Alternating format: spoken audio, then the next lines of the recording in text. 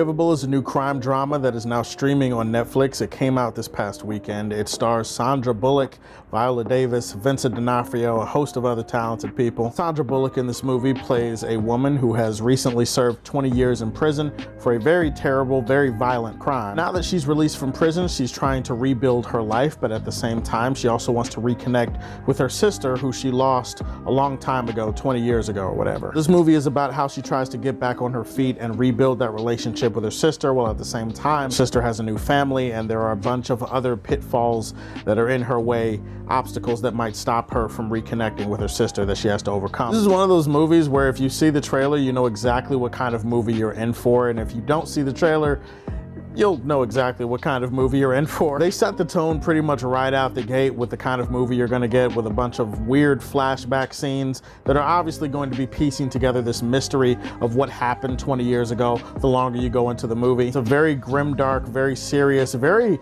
depressing and kind of melodramatic type of movie, which is perfectly fine by me. Can't go any further talking about anything that happens in this movie without talking about the performances of it. Sandra Bullock is obviously one of the most talented performers, I think, of this generation, and so is Viola Davis, and I would say that both of them get to flex that quite a bit in this movie. A lot of the movie, you know, it's all about trying to unwrap what happened 20 years ago, and the movie's also trying to make you feel sympathy for her and trying to build that sympathy. And I'll admit, at first it was not that easy, but over the course of the movie you do start to get a better picture of what she's going through and why you might actually have a little bit of sympathy for her, because she just constantly is losing throughout the entire film, and it does do a good job at making you kind of get on her side to where you're rooting for her to get a win. Viola Davis is not really in the movie that much. She plays the wife of a lawyer that Ruth's character is trying to recruit. You saw that scene in the trailer where she and Sandra Bullock are like screaming at each other.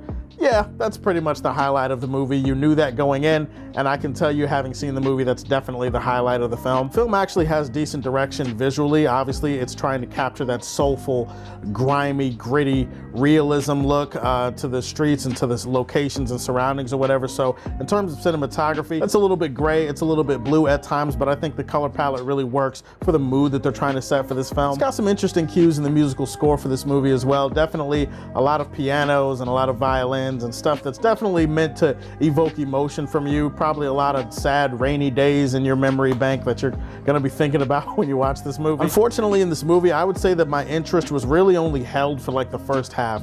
Second half of the movie, I feel like almost everything in the movie, quality-wise, fell off a cliff. I think my biggest issues with this film are the script. It feels very undercooked and underdeveloped when it comes to the characters and all of the different subplots that this movie is trying to juggle. There is way too many characters and subplots in general that this movie is trying to handle, but even that wouldn't be so bad. It really comes down to the execution and how it all ties together. Unfortunately, it doesn't really tie all together that well. They do try their best at different points to make you care about different scenarios, different characters, different subplots. A lot of it just falls flat, to be honest. There's not enough work being done here. There's not enough time that's been spent. The longer the movie goes on, there's more absurdity and more contrivances that pop up in the script that by the end of it, it was hard for me to really feel as invested as the movie wanted me to feel. Take, for example, this long-lost sister in the movie. Her name is Katie. You don't really spend that much time with her. You don't really find out that much about what's driving her, what she wants, and everything that you find out about her, you hear from other characters. That's one of the examples of things in the film that were a little bit disappointing in terms of their development, in terms of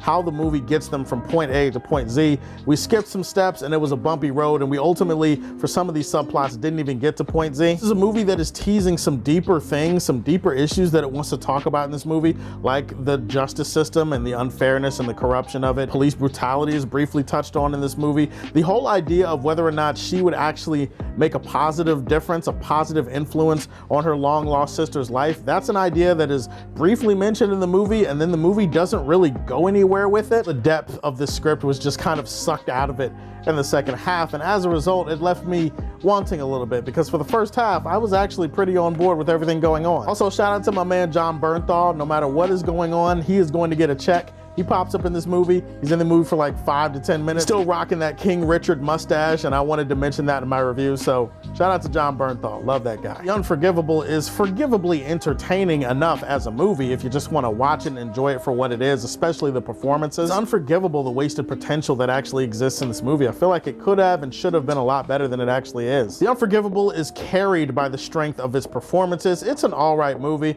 I'm gonna leave this one in the Fortress of Solitude. Who do you like better, Sandra Bullock or Viola Davis? And give me your favorite movie from each of them in the comment section down below. Please like and subscribe to the Superfan Show, and if you like what you see, tell me how you feel, and stay tuned to hear more from the Man of Steel.